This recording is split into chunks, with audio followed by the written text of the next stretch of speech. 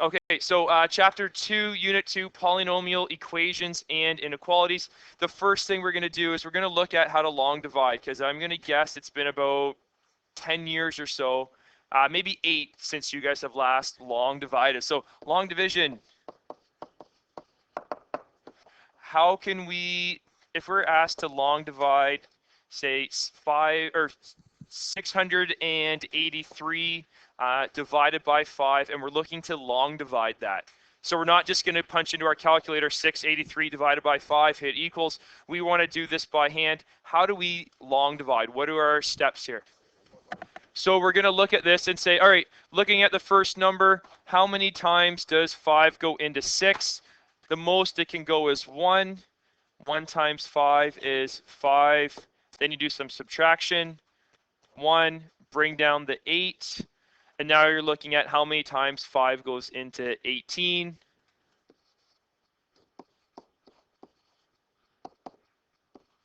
Bring down that. 5 into 33. And then what do we do with this 3 here? Okay, so we can say that we have a remainder.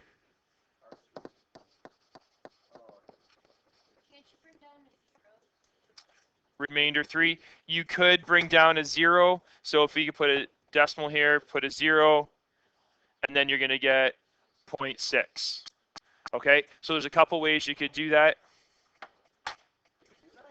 Yeah, so you could end a whole number by putting a decimal and just extending the zeros. So we could write this as 683 divided by 5.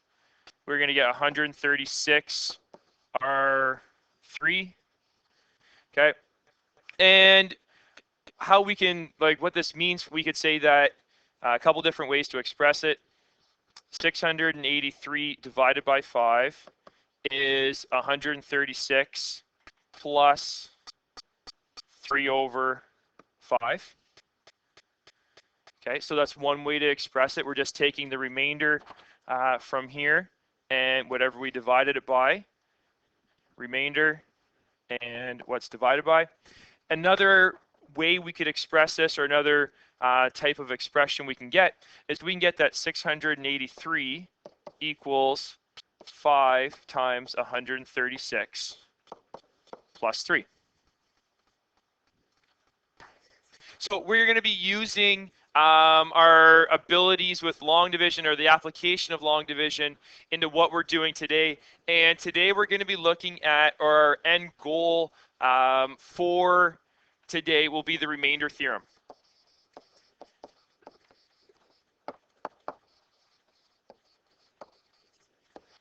Okay. So what the remainder theorem is going to tell us is going to be a way to determine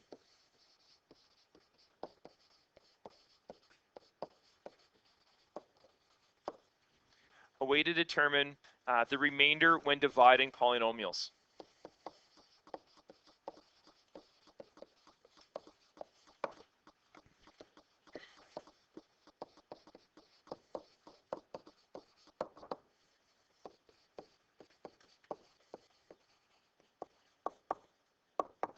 Okay, so you have seen division of polynomials before, but they was always work out in a way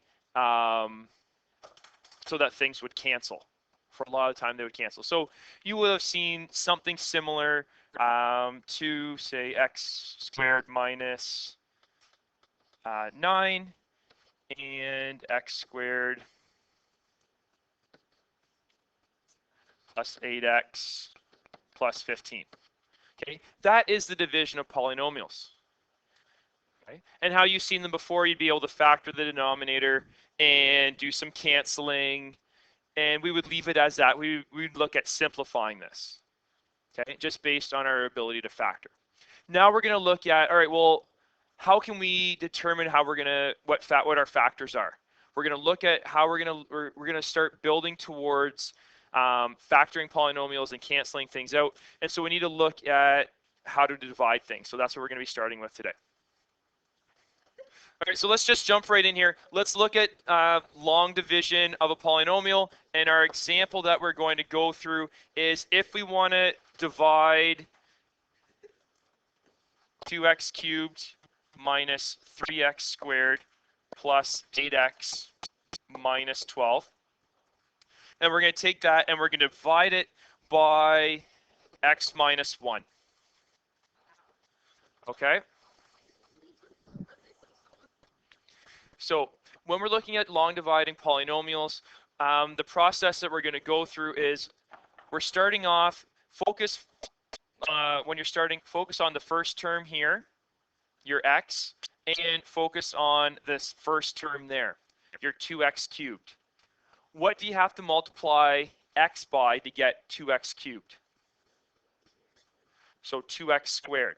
So we're going to put our 2x squared right here.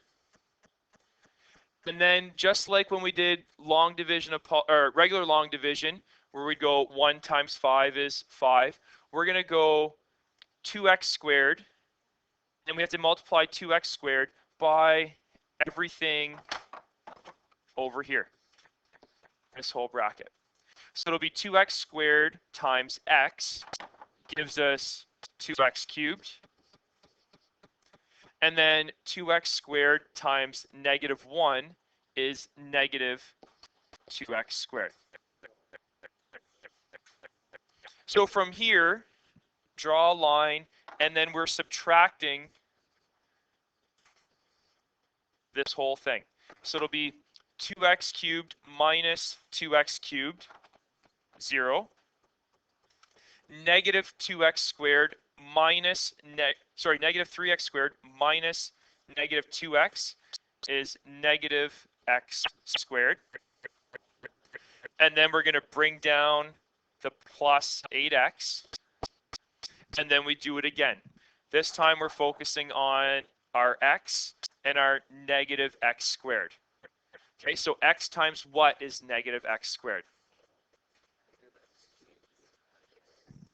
Negative x.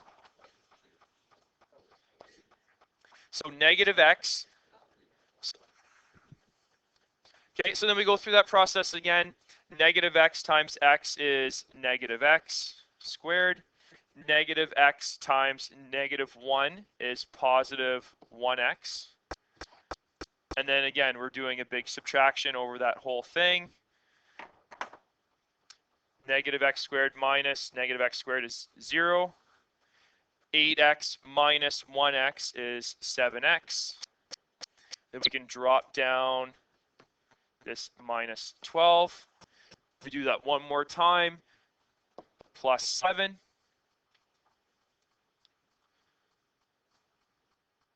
And then we're going to have 7x minus 7. And we subtract that whole thing. And we should be left with a negative 5. So this is our division statement. And from here we can write two separate expressions. We can write two division statements from this. Okay, so division statement number 1. Our first one is we could say that 2x cubed minus 3x squared plus 8x minus 12. When we take that and divide it by x minus 1, we get 2x squared minus x plus 7, with the remainder, or what's left over, is negative 5 over x minus 1. Okay, so very similar to what we did with long division with our statements over here.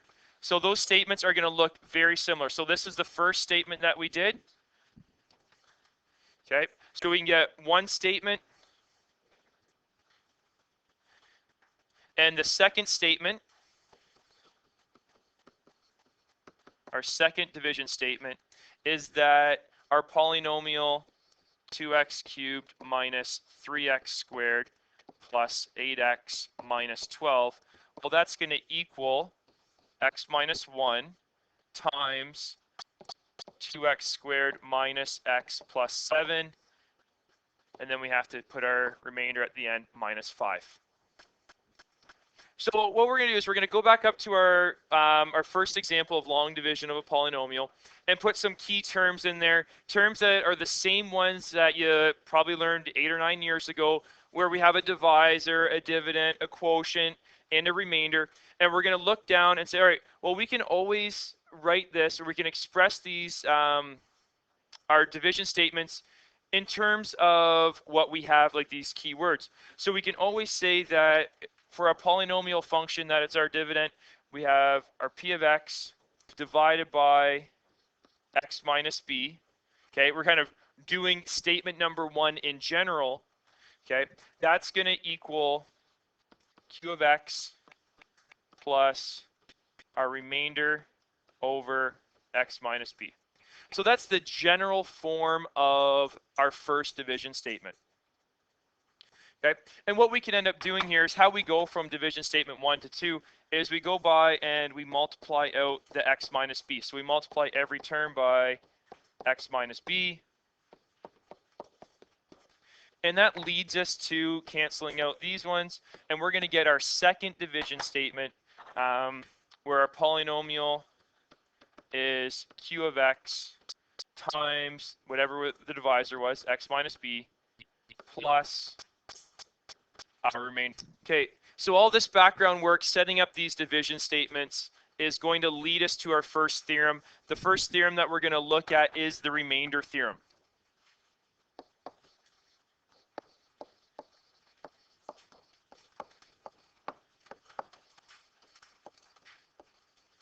Okay.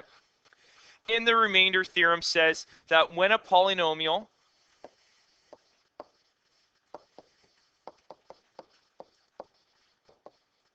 and we'll give the polynomial, we'll just define that to be p of x. So when our polynomial p of x is divided by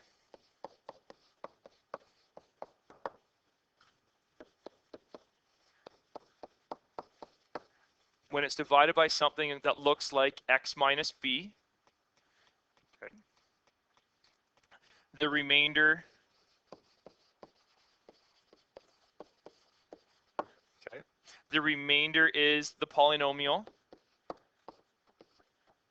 the polynomial evaluated at b. On here, it'll say when the remainder, sorry, when the polynomial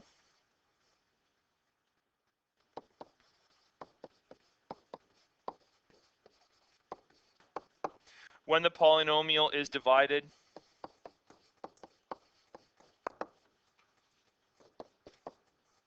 by ax minus b,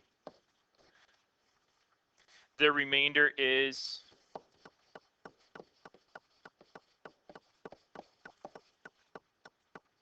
the polynomial evaluated at b minus a. Okay, and we're going to say where a and b are integers,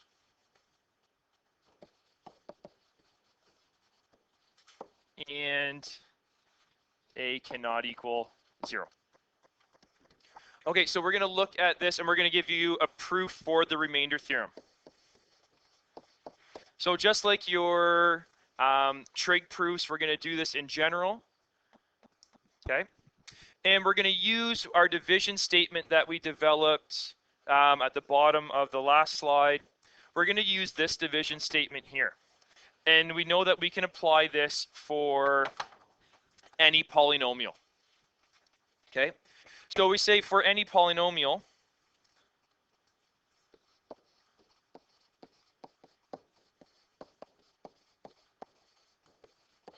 we can get the division statement that our polynomial p of x is going to be the quotient times whatever the factor was plus the remainder. Okay, so we know that that works for any polynomial function. And so what we're going to say is that we have this division statement that works for any polynomial. And we're going to look at, well, when, and then we get this statement when p of x is divided by x minus b, we get that statement. Okay, that works. Well, let's look at that that statement. We're going to take this statement and we're going to say, all right, well, let's take it and let's plug in b in for x. Okay, well, what'll happen there is we're going to have our quotient. We're going to have to sub in v. Quotients are a polynomial as well. And then we're going to have b minus b plus r of b. Okay, well, b minus, yeah, we're subbing in b. This part's going to go to 0 because b minus b is 0. So our remainder on the right-hand side, because this is our remainder, because this other part goes away, it's going to be equal to our polynomial evaluated at b. So that's the kind of first case number 1, when p of x is divided by x minus b. The second case we're going to investigate, or we have to take into account, is when p of x is divided by ax minus b. So there's a coefficient in front of the x term. Okay. So doing this, we can get the exact same or very similar division statement. Our polynomial p of x equals our quotient times ax minus b plus whatever the remainder is. Okay. So if we look at this and we sub in a polynomial evaluated at b over a, we have our quotient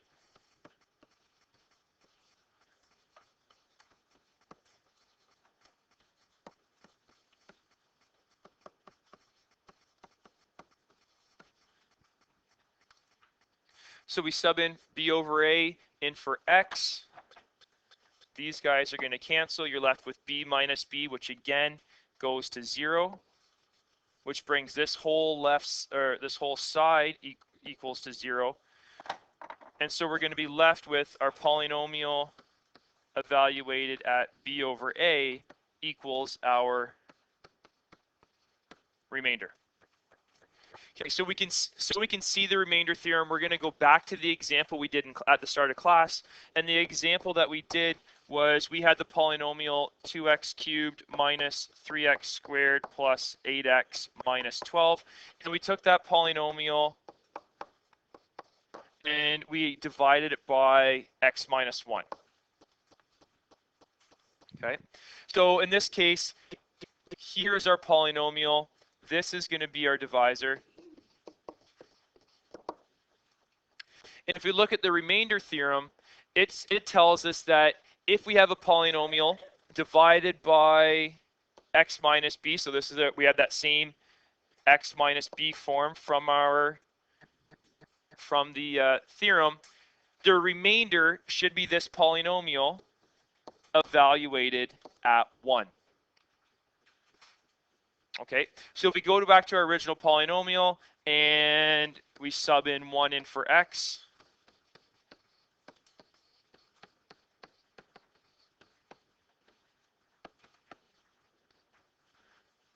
and evaluate that, so we have 2 minus 3 plus 8 minus 12. So negative 1, 7, negative 5. So we plug 1 in for x into our polynomial. We evaluate that and we get the p of 1 is negative 5. So that tells us the remainder